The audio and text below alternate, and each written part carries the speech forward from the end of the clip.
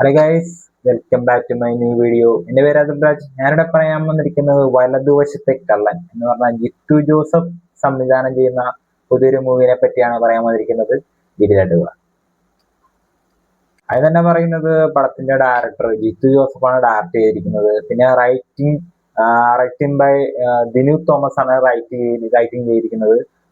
Editor by VS വിനായകനാണ് edit ചെയ്തിരിക്കുന്നത്. Cinematography Satheesh കുറുപ്പാണ് cinematography ചെയ്തിരിക്കുന്നത്. Production August സിനിമാസും bed time സ്റ്റോറീസും കൂടിയാണ് produce ചെയ്തിരിക്കുന്നത്.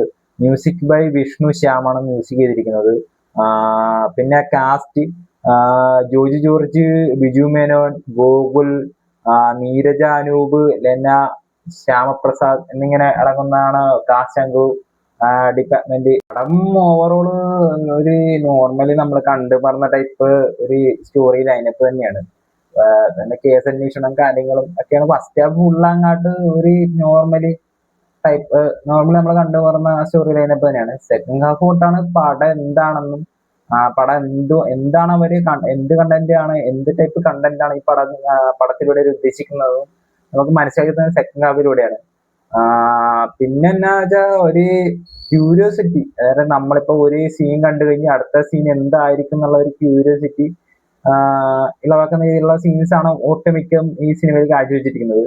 പിന്നെ പറയാനുള്ളത് വെച്ചാൽ ഒരു പാരന്റിങ് എങ്ങനെയായിരിക്കണമെന്നും പാരന്റിങ് നല്ലപോലെ ചെയ്തില്ലെങ്കിൽ നമ്മുടെ കുട്ടികൾ ഏത് രീതിയിലായിരിക്കും, അല്ലെങ്കിൽ അവനോ അവളോ ഒരു പ്രായത്തിക്കുമ്പോൾ ഏത് രീതിയിലായിരിക്കും അവരുടെ ബിഹേവിയറും കാര്യങ്ങളൊക്കെ പോവുക എന്നുള്ളതിനും ഒക്കെ എടുത്തു കാട്ടുന്ന ഒരു ടൈപ്പ് മൂവിയും കൂടിയാണ്. അത് ഒരു മെസ്സേജും കൂടിയാണ്, ഒരു നല്ലൊരു മെസ്സേജും കൂടിയാണ് അവർ തരാൻ ഉദ്ദേശിച്ചിരിക്കുന്നത്. പറയാനുള്ള കാര്യം എന്ന് വെച്ചാൽ പടം കണ്ടിറങ്ങി എന്നെ വഴി എന്റെ ഒപ്പം അതേ ഷോയിലുണ്ടാകുന്ന ഒരു വ്യക്തി പറഞ്ഞിട്ടാണ്, ഒരു ദൃശ്യം പോലത്തെ ഒരു സിനിമ എടുത്ത ഒരാൾ എന്തുകൊണ്ട് ഇങ്ങനത്തെ ഒരു പടം എടുത്തത്. എല്ലാരും എനിക്ക് തോന്നുന്ന ഒട്ടുമിക്ക പേരും ഈ പടം കണ്ടിട്ടുള്ള ഈ പടത്തിന്റെ ഡയറക്ടർ ജിത്തു ജോസഫ് ആണ് അറിഞ്ഞുകൊണ്ട് പുള്ളിക്കാരൻ ചെയ്തു വെച്ച പടങ്ങളെ എല്ലാം വെച്ച് കമ്പയർ ചെയ്തിട്ടാണ് പടം കാണാൻ വന്നതെന്ന് തോന്നുന്നത്. പക്ഷെ എനിക്ക് ആ ഒരു വ്യക്തിന്ന് അങ്ങനെ പറഞ്ഞ കേട്ടോണ്ട് പറയാണ്, അങ്ങനെ കമ്പയർ ചെയ്താണെങ്കിൽ വന്നെങ്കിൽ പടം ശരിക്കും നിരാശ ഉണ്ടാക്കുന്നേ പറയാനുള്ളത്. ഇതൊരു വൺ ടൈം വാച്ച്, അതായത് ഒരു നോർമലി നടക്കുന്ന ഒരു ത്രില്ലർ അല്ലെങ്കിൽ ആ ഒരു പശ്ചാത്തലത്തിൽ തന്നെ ഒരു മൂവിയാണ്. പക്ഷെ നമ്മള് ഒരു ദൃശ്യം പോലെ അല്ലെങ്കിൽ ദൃശ്യവും വെച്ച് ഇതുമായിട്ട് കമ്പയർ ചെയ്ത് വരികയാണെങ്കിൽ, അല്ലെങ്കിൽ അതിനേക്കാളും വലിയൊരു പടമാണെന്നൊക്കെ ഓർത്ത് വന്നവർക്കാണെങ്കിൽ ശരിക്കും നിരാശയായിരിക്കും ഉണ്ടാക്കുന്നത്. പക്ഷെ എനിക്കത് അങ്ങനെ അങ്ങനെ ഒരാളെ കേട്ടോണ്ട് മാത്രം പറയുകയാണ്. അങ്ങനത്തെ ഒരു കാറ്റഗറി തന്നെ പടമല്ല, അത് വേറെ ടൈപ്പ് കഥ, ഇതൊരു വേറെ ടൈപ്പ് കഥ. അങ്ങനെ ഉദ്ദേശിച്ച് മാത്രം കാണാൻ മതിയ.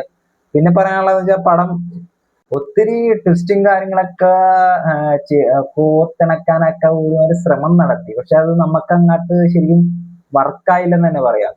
പക്ഷെ ഓരോ സീനും നമുക്ക് പെട്ടെന്ന് അടുത്ത സീൻ എന്തായിരിക്കും നമുക്ക് മനസ്സിലാകുന്ന രീതിയിലാണ് പടം തന്നെ മൊത്തത്തിൽ പോണത്. അപ്പൊ ട്വിസ്റ്റും കാര്യങ്ങളൊക്കെ ഇച്ചിരി ആഡ് ചെയ്ത് ബെറ്റർ ആക്കാൻ ശ്രമിച്ചിട്ടുണ്ട്, പക്ഷെ നടന്നില്ല.